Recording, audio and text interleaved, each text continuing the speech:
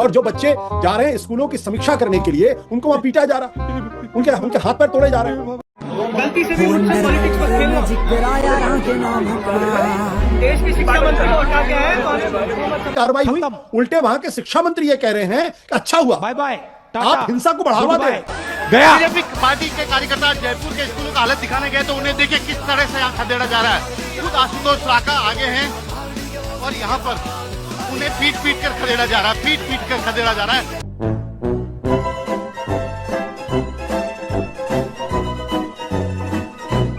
आशुतोष जी ने कहा कि बच्चे गए थे वहां पर स्कूल का ऑडिट करने, तो बच्चे नहीं गए थे, वो सीजेपी पार्टी के लोग गए थे, तिलचट्टा जनता पार्टी आम आदमी पार्टी की लगभग अब तो घोषित हो चुका है। और बी टीम में जिस पार्टी से आप भी कभी संबंधित है, अलग बात है, आपको भगा दिया गया। जो टेलीविजन चैनल पर बंद करो, हाथ जोड़ के मैं मोदी साहब से गुजारिश करता हूँ।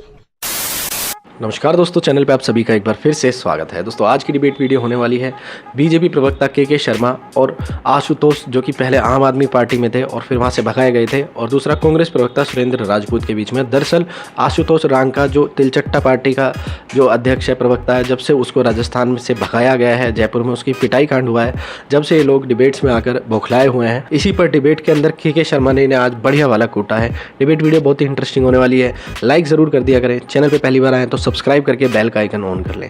पहले देखते हैं डिबेट में क्या कुछ हुआ, फिर बात करते हैं। चलो भाई देखो अब मैं क्या करता हूं। हम संसद से पारित हर कानून को सर माथे पर रखते हैं। जहां जहां सरकारी कार्यक्रम होगा, जहां जहां राष्ट्रीय कार्यक्रम होंगे, हम पूरा वंदे मातरम गाएंगे।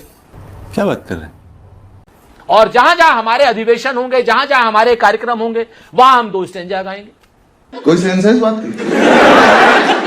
सरकार की तरफ से यह कहा जाता कि हम 6 महीने का ब्लूप्रिंट हमारे पास है, इस 6 महीने के अंदर हम शिक्षा के में जबरदस्त तरीके से सुधार करेंगे। ये 3 स्टेप जो हम करने जा रहे हैं, इस पे कोई चर्चा ही नहीं हो रही। चर्चा लाके खड़ी कर दी गई 1937 में। ये क्या है? इससे और जो बच्चे जा रहे हैं स्कूलों की समीक्षा करने के लिए, उनको वहां पीटा जा रहा, उनके हाथ पैर तोड़े जा रहे हैं। ये क्या डिबेट है? आप मुझे बताइए। मैं बच्चे आपको अपराध तो नहीं करें, अगर कहीं स्कूल अगर गलत तबेले में बन रहा है या कहीं दूसरी जगह पर है जो खतरनाक है, अगर कोई 10 बच्चे जाके अगर उसको ठीक करना चाहते हैं, उसके बारे में ऑडिट करना चाहते हैं, इसमें किसी को आपत्ति क्यों हो सकती है? नहीं, लेकिन फिर एक सवाल ये है ना कि उनको ऑडिट का अधिकार किसने दिया, और वो बीजेपी शासित राज्यों में ही क्यों जा रहे हैं कि वो भी बहुत सिलेक्टिव है ना, उन पर भी पॉलिटिक्स करने का ही आरोप लग रहा है। ऑडिट करने गए थे, उनके खिलाफ कड़ी से कड़ी कार्रवाई हुई। उल्टे वहां के शिक्षा मंत्री ये कह रहे हैं कि अच्छा हुआ, आप हिंसा को बढ़ावा दे रहे। सरकार में बैठा हुआ एक मंत्री हिंसा को बढ़ावा दे रहा, ऐसे मंत्री के खिलाफ एफआईआर दर्ज होनी चाहिए। वो प्रवोक कर रहा है लोगों को। 4 लाइनें सुरेंद्र सिंह राजपूत जी ने कही थी, मैं भी 4 लाइनें ऐड कर देता हूं उनके साथ में। ना लाठी से डरे, ना हंटर से झुके, माटी की खातिर कभी कदम ना रुके, गूंज रहा है आज भी उल गुलान का स्वर, गर्व है हर वीर बिसरा के वंशज पर।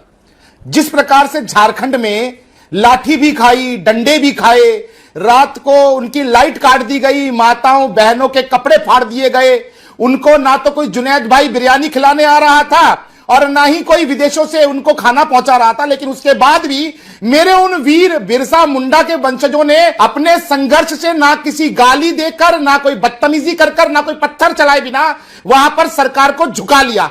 तो मैं ऐसा मानता हूं कि हमको उनको अप्रिशिएट करना चाहिए, ना कि जंतर मंतर जैसा जो भयावह है इस देश में एक मॉडल तैयार हुआ पत्थरबाजी का, लाठी का, उसको हमें इंडोर्स करना चाहिए।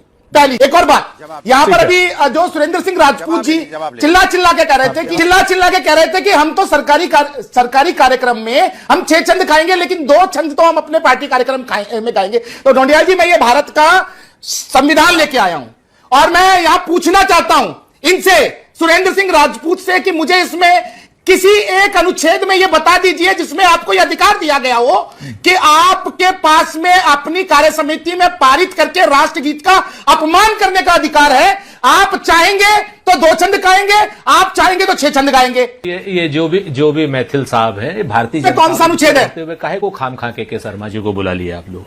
मैं एक मिनट, दो बातें बड़ी। पहली चीज, जिस आदमी को ये नहीं पता कि जो राष्ट्रगान के और राष्ट्रगीत के, अरे चुप रहिए यार, ये सूर्या जी देखिए इंटरव्यू इंपॉर्टेंट होता है, क्योंकि पीछे से ये क्या बेवकूफी है भाई। जवाब नहीं लेना चाहते आप? संविधान की आपने सभा पढ़ी है?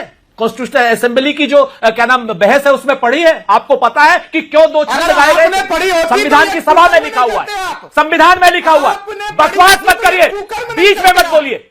राजीव ढोंडियाल जी ऐसे कुकर्मी है भारतीय जनता पार्टी के लोग, इतने देशद्रोही है भारतीय जनता पार्टी के लोग, इतने देशद्रोही है संघ के लोग कि वहां पे संविधान सभा तो नहीं बात।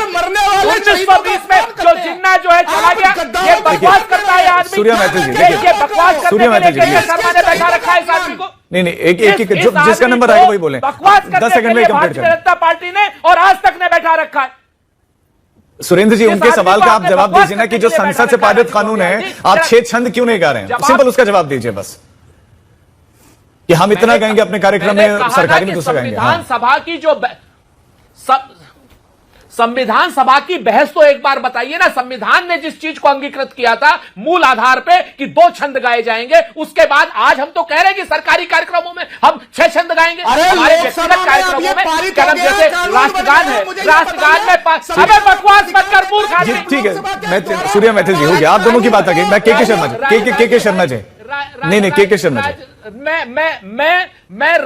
मैं ऑफिशियल प्रोटेस्ट दर्ज कर रहा हूं आज तक से। और देखिए मैंने तो इतना लाइफ खराब हो गया है, इतना लाइफ खराब हो गया है। देखिए मैं इतने कहता हूं, जब तर्क नहीं होते, तथ्य नहीं होते, तब गाली गलौज की भाषा आती है। कांग्रेस की पुरानी आदत है और कांग्रेस के प्रवक्ता इस समय वही कर रहे हैं। मैं तो उस प्रश्न पे आ रहा हूं जिस प्रश्न का को आशुतोष जी ने उठाया। आशुतोष, अरे भैया चुप रहो भाई, गाली गलौज के तुम जाने जाते हो, गाली गलौज के लिए जाने जाते हो सुरेंद्र राजपूत। अब एक मिनट, गाली गलौज बंद करो, गाली गलौज के लिए जाने जाते हो। राजीव जी मुझे बोलने दीजिए। अरे भाई यार, मेरी मां को गाली देते हो तुम्हारे, अरे क्यों गाली गलौज के माही हो? तुमने किस की मां को क्या मैं डिबेट को डिटेल नहीं होने दूंगा, व्यक्तिगत टिप्पणी से इधर जा। नहीं प्लीज, अब सब आप एक दूसरे इंटरप्ट न करें। सिर्फ के शर्मा जी की आवाज आ रही है बस। हाँ बोलिए के शर्मा। मैं आशुतोष जी के एक प्रश्नों का उत्तर देना चाहता हूं। आशुतोष जी ने कहा कि बच्चे गए थे वहां पर स्कूल का ऑडिट करने। पहले तो मैं थोड़ा क्लियर कर दूं आपके करोड़ों दर्शकों को कि वहां बच्चे नहीं गए थे। आशुतोष जी थोड़ा सा भ्रम फैलाने से बचा कीजिए। वो सीजेपी पार्टी के लोग गए थे, तिलचट्टा जनता पार्टी आम आदमी पार्टी की लगभग अब तो घोषित हो चुका है। और बीटी में जिस पार्टी से आप भी कभी संबंधित थे, अलग बात है आपको भगा दिया गया वहां। वो तिलचट्टा जनता पार्टी के लोग थे, वो बच्चे नहीं थे। और उनका जिन्होंने विरोध किया वो उसी गांव के युवा जो वहां के हैं, बच्चे हैं, उन्होंने ही किया है। क्योंकि वो जानते हैं कि हम जी अपने गांव की व्यवस्था को बना सकते हैं। वहां इस तरह की पार्टी अराजक तत्वों या किसी की आके इस तरह की गतिविधि वहां पर हमें मंजूर नहीं है। मैं तो मुझे हंसी आ रही कि मैं इस डिबेट में इनका जवाब क्यों दे रहा हूं, क्योंकि मुझे लगता है आजादी के बाद की सबसे कमजोर सरकार इस वक्त है, जो एंटी नेशनल आशुतोष रांका के साथ बैठ के। साहब आप तो 10 साल से मोदी विरोध का चश्मा पहन के बैठे हैं। राजीव इसीलिए ऐसी भाषा कराइए इनको, उनको सुन लीजिए। मैं आऊंगा अभी आपको अनुराग मुखर्जी जी के पास, उसके बाद तो सब आप ही की तरफ आएंगे तीर हाथ। के शर्मा जी प्लीज अभी उनको सुन लीजिए ना, उनको प्लीज सुन लीजिए। मेरे पर व्यक्तिगत टिप्पणी की है। मैं आप जवाब दीजिए, मैं समय दे दूंगा, आप जवाब दे दीजिए। इनका जवाब क्यों दे? इनको चुप कराइए। मैं ये के शर्मा है जो आपको समय दे दूंगा ना, उनको कंप्लीट करने दे, फिर आप बोलिए। ये के शर्मा है जो टेलीविजन में मां की गालियां देते हैं। ये इनसे सीखने की जरूरत नहीं है। भारतीय जनता पार्टी ने क्यों इनको प्रवक्ता बना रखा है? मां की गाली देने बदतमीजी मत कर। ये भाषा है। तेरे पास तर्क नहीं है, इसको समझाइए। फिर हम टॉपिक पे रहेंगे ना आशुतोष। समझाइए, जो टेलीविजन चैनल पर आके मां की गालियां देता है, या तो डिबेट छोड़ के भाग जाओ। ये है वो आदमी। मैं कह रहा हूं एक दूसरे को प्रोवोक नहीं करेंगे। हम फिर टॉपिक पे नहीं रह सकते हैं। जेन जी है, देश का युवा है। हाँ, आप उस पर आइए। हाँ, मैं टॉपिक पे आ रहा हूं। मैं फिर बोल दूं। आशुतोष जवाब नहीं दे पा रहे हो। के शर्मा जी प्लीज, व्यक्तिगत आरोप लगा रहे हो। आशुतोष जवाब नहीं दे पा रहे हो तुम। फिर तुम्हारे पास जवाब नहीं है। तुम्हारा राजीव पहली बात तो मैं आशुतोष जी को चैलेंज करता हूं कि वो मुझे यहां पर साबित करे कि मैंने किसी को मां की गाली दी है। वो प्रेम शुक्ला, वरना ये बदतमीज आदमी माफी मांगे इस चैनल में, सार्वजनिक रूप से माफी मांगे। आशुतोष जैसा बदतमीज जो उत्तर नहीं दे पाता है, तब दूसरों पर व्यक्तिगत आरोप लगाता है।